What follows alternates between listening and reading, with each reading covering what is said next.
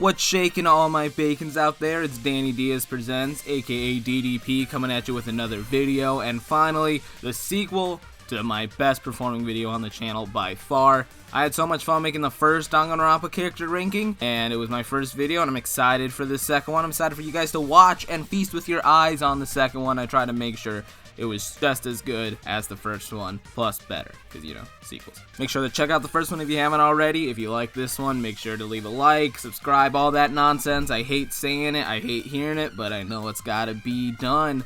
I won't keep you guys waiting any longer. Let's just get into it. Alright, so kicking off this list as my least favorite character is Gundam Tanaka. Ow. I find it hard to write about Gundam when words are incapable of describing how much I hate this character. I know at least one person in the world who has Gundam as their favorite character of Danganronpa 2, and as far as I'm concerned, that's 5 too many already. I understand why a lot of people like Gundam, right? He's the weird, annoying kid at school no one liked, and that's you. I'm kidding, please don't leave. I just don't care for him. He's a container of acid to me before he'd ever be my cup of tea. I hated the fact that he killed Nekomaru, because I don't think he deserved to, but at the same time I'm relieved because it meant he didn't have to be in the game anymore. Honestly, I'm going to save you guys the tirade because I could go off for a whole extra minute and a half of just how much I do not like this character. There's a joke to be made with his hamsters and shoving them in any orifice of his body, but we classy on this channel, so we're just going to move on. So coming up after Dum Dum Tanaka, roasted. Yeah, we're bringing back the joke transitions from the first video and we're starting off pretty strong. At number 15, Teru Teru.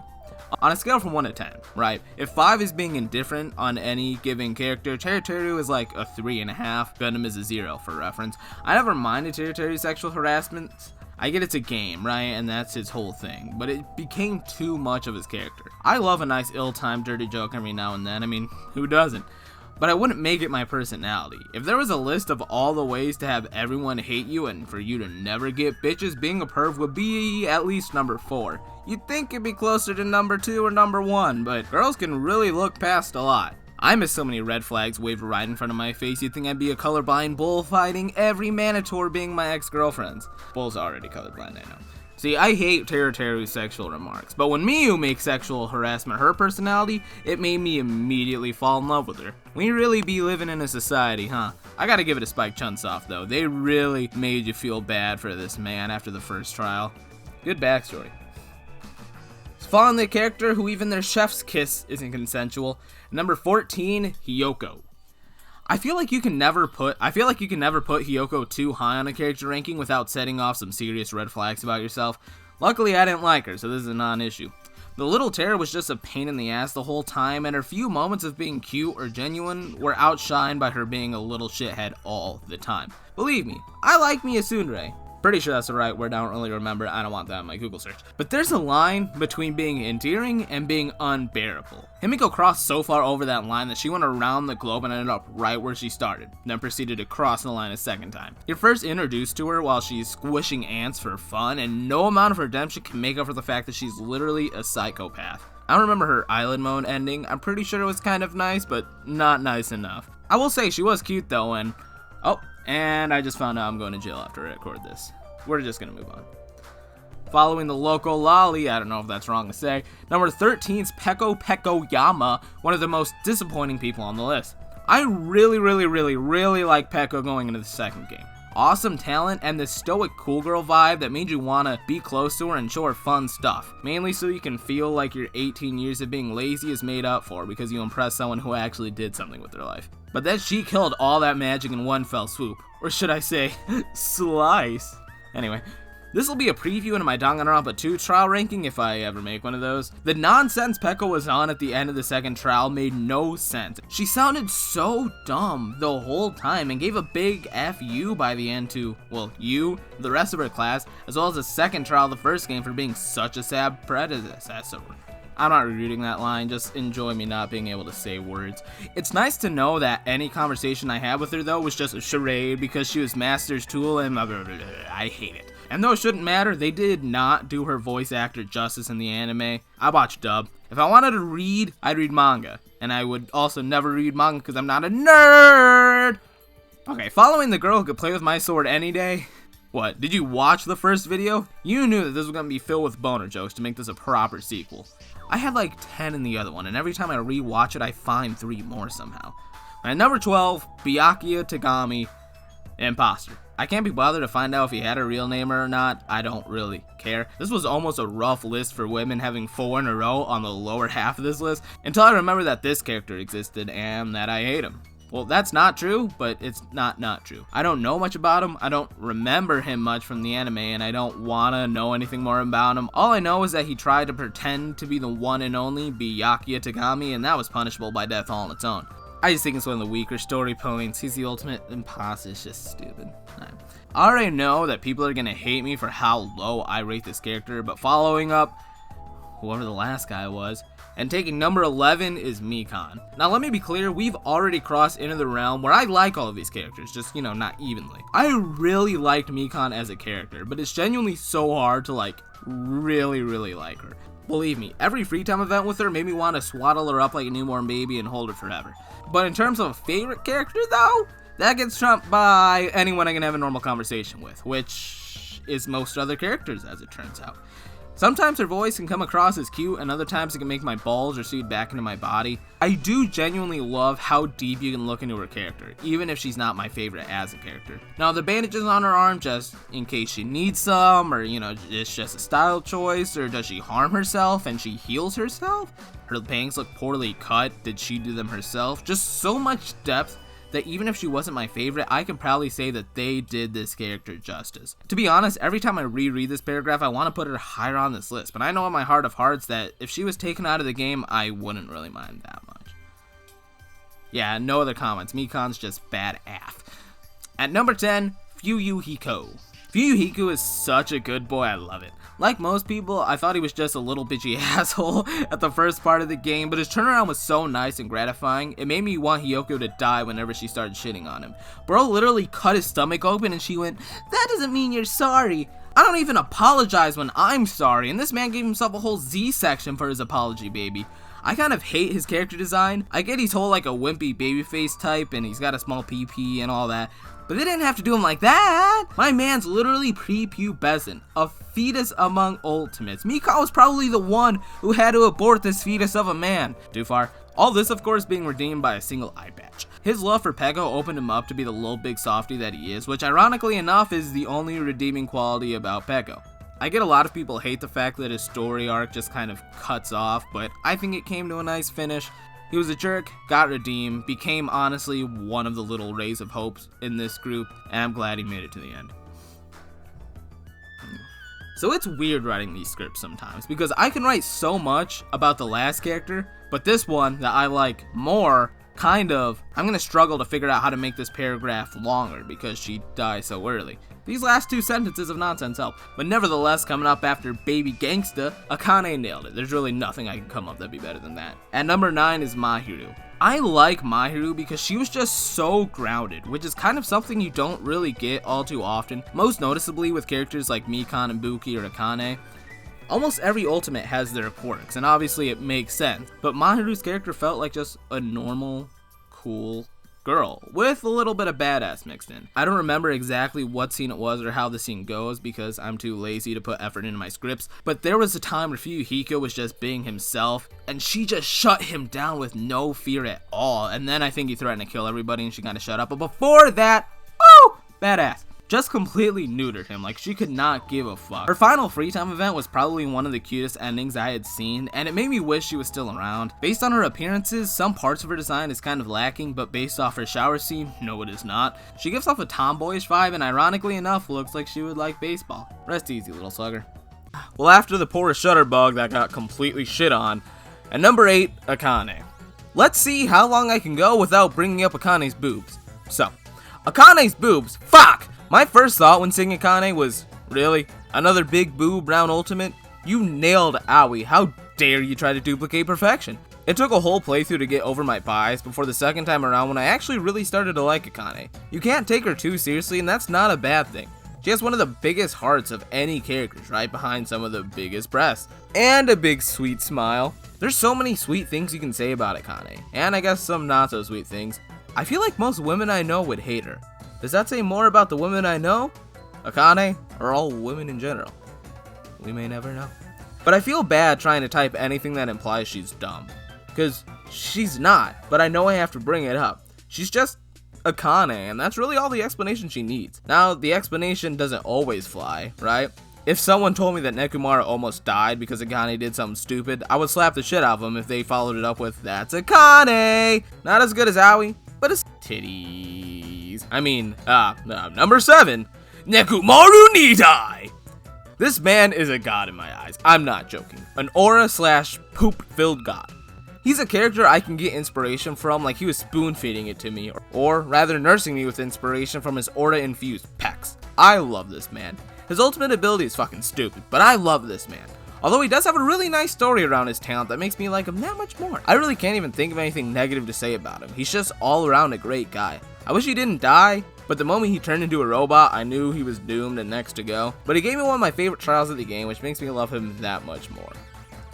So following Nekumara, one of my weaker ones, Sonya Nevermind is at number 6, and boy did she take all of my focus the first time I played this game. How could she not? The ultimate princess? The fact that they left her alive was a gift. When you look under the surface, she's like low-key crazy, but at the same time, if I think of the demographic of girls that I know that are pretty, weird, and in love with murder mysteries, Sonya's not that much different.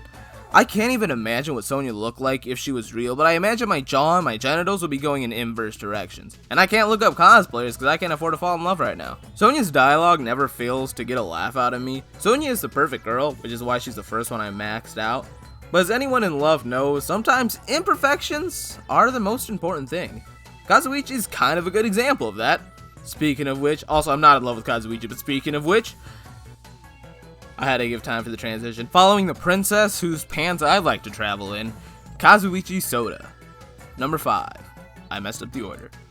This dude is a freaking goon, and I love him for that. This character will never not make me laugh and never not make my day. He's the type of guy that you don't really want to associate with, but you love having him around, especially because Kazuichi is one of the most useful characters in any of the games. I think his mechanic ability has come into play in almost every single chapter.